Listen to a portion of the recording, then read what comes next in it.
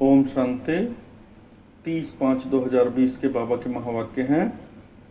बाबा कहते हैं, मीठे बच्चे, ज्ञान के पॉइंट्स को स्मृति में रखो तो खुशी रहेगी।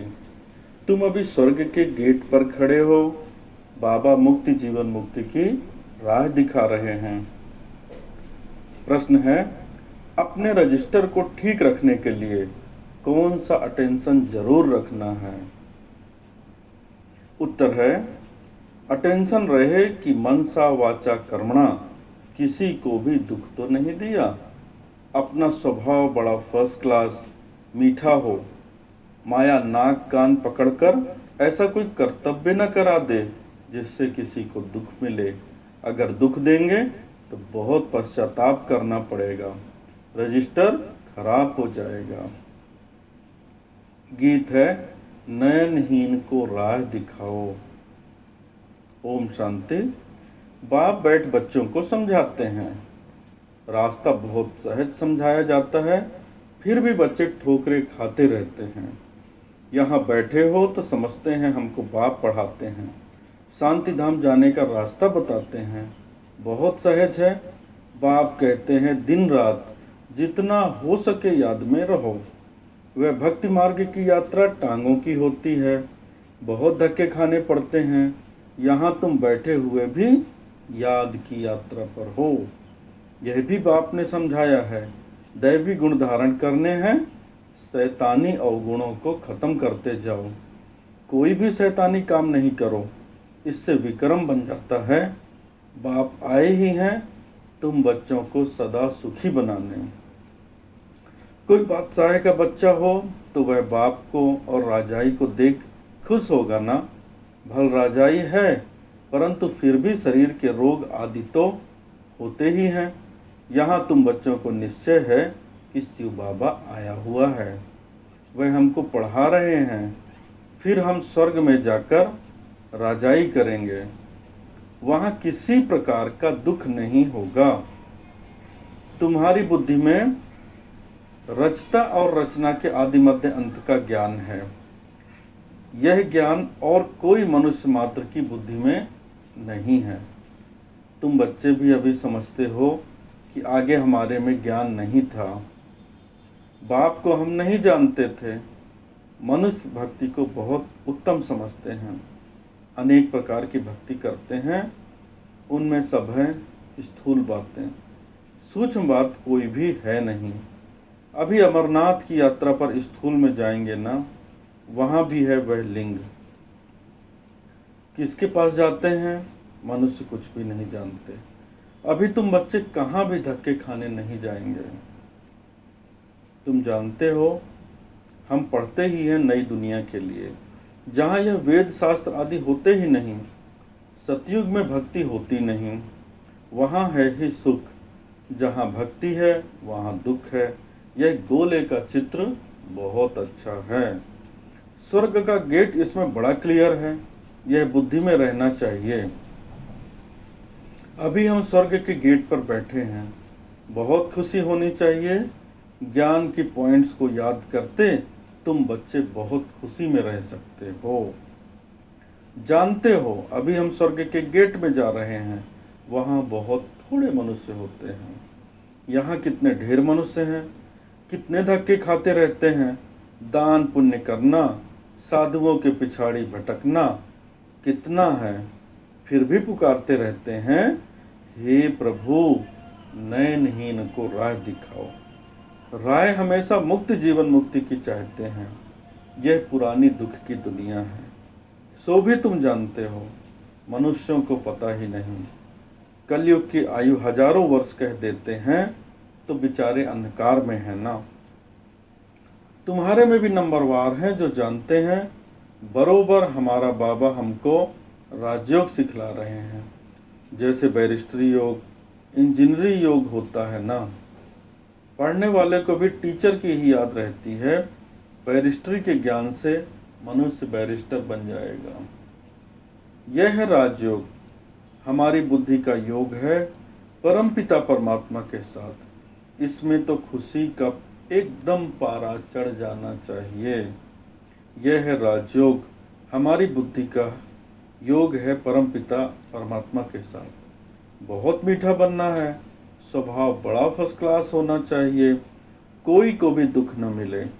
चाहते भी हैं किसको दुख न देवे, परंतु फिर भी माया नाक कान से पकड़ भूल करा देती है।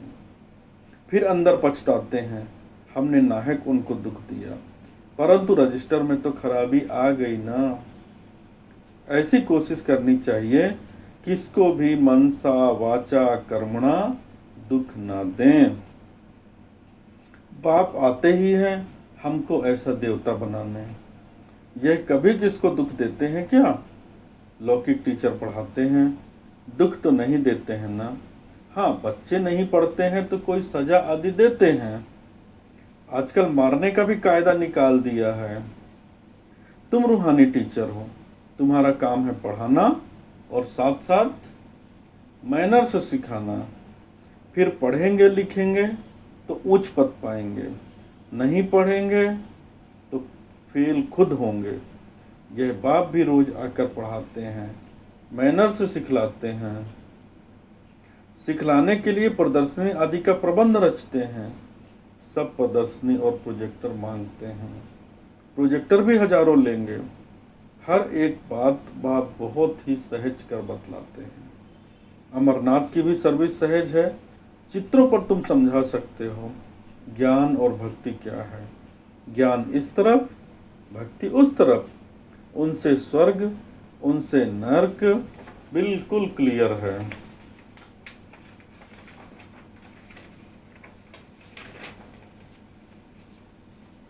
तुम बच्चे अभी जो पढ़ते हो यह बहुत सहज है, अच्छा पढ़ा भी लेते हो, परंतु याद की यात्रा कहाँ? यह है सारी बुद्धि की बात। हमको बाप को याद करना है, इसमें ही माया फटकारती है, एकदम योग तोड़ देती है।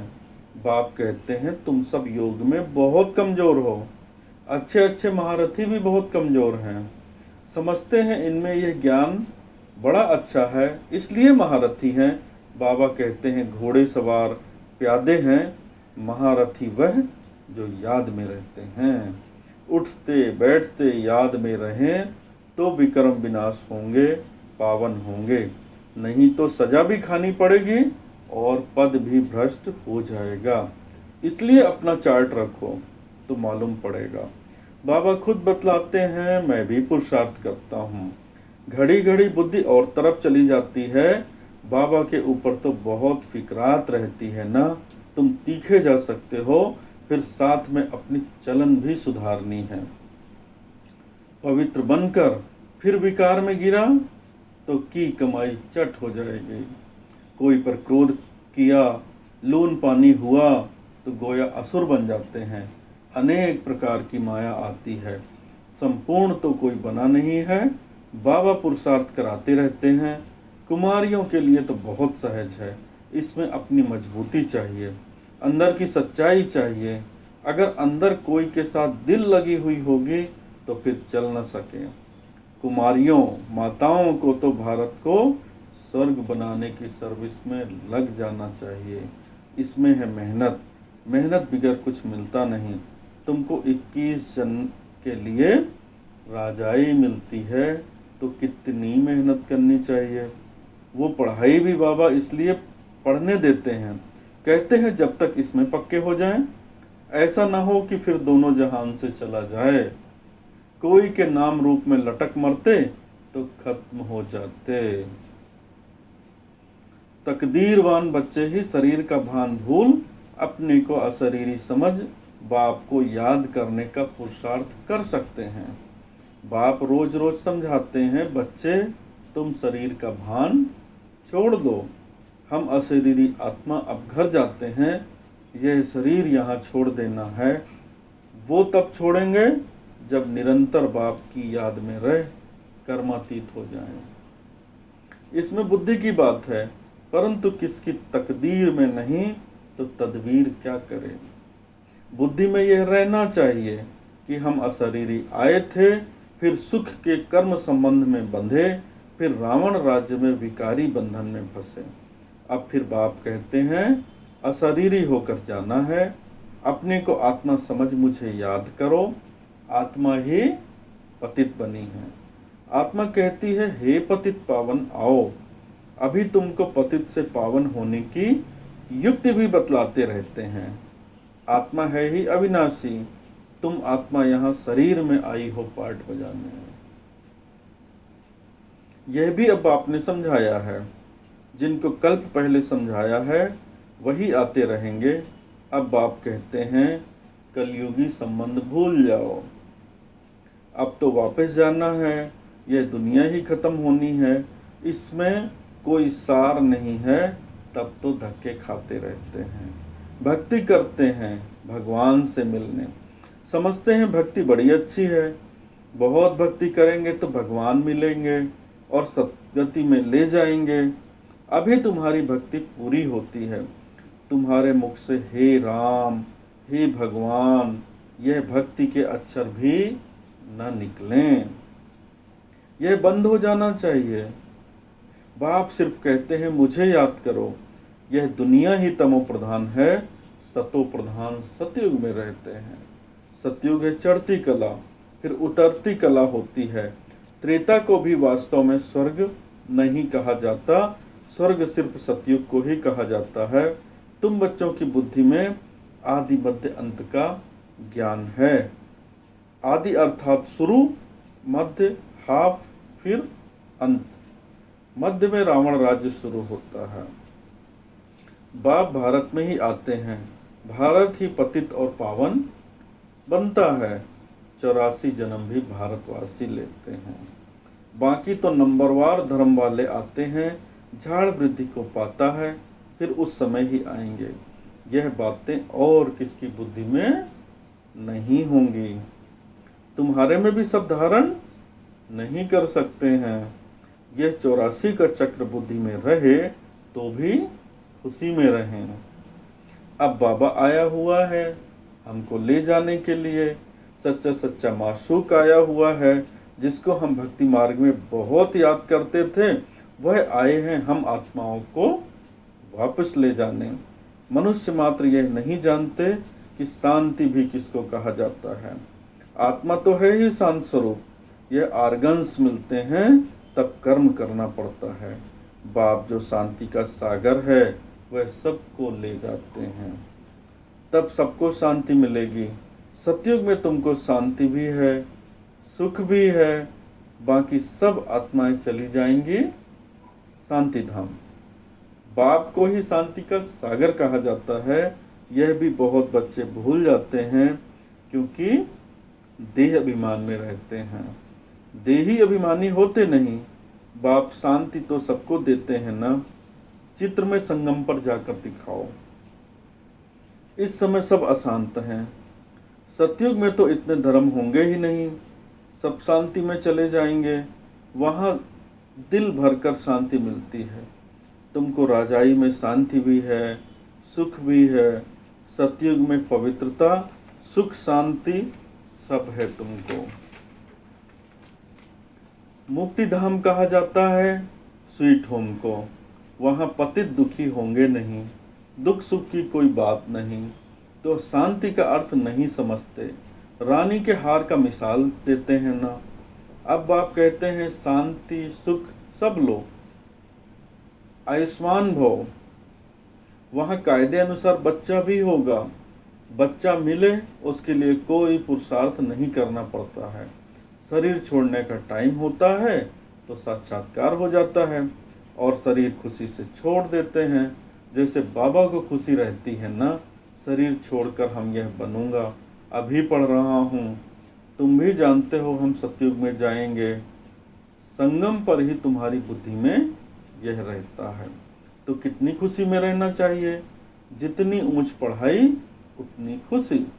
हमको भगवान पढ़ाते हैं, एम ऑब्जेक्ट सामने है तो कितनी खुशी होनी चाहिए। परंतु चलते चलते गिर पड़ते हैं। तुम्हारी सर्विस वृद्धि को तब पाएगी जब कुमारियां मैदान में आएंगे। बाप कहते हैं आपस में एक तो लून पानी मत बनो, जबकि जानते हो हम ऐसी दुनिया में जाते हैं जहाँ शेर बकरी इकट्ठे जल पीते हैं, वहाँ तो हर एक चीज़ देखने से ही दिल खुश हो जाती है। नाम ही है स्वर्ग।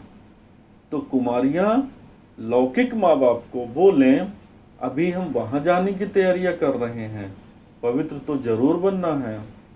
बाप कहते हैं काम महाशत्रु है। अब मैं योगिन बनी हूँ,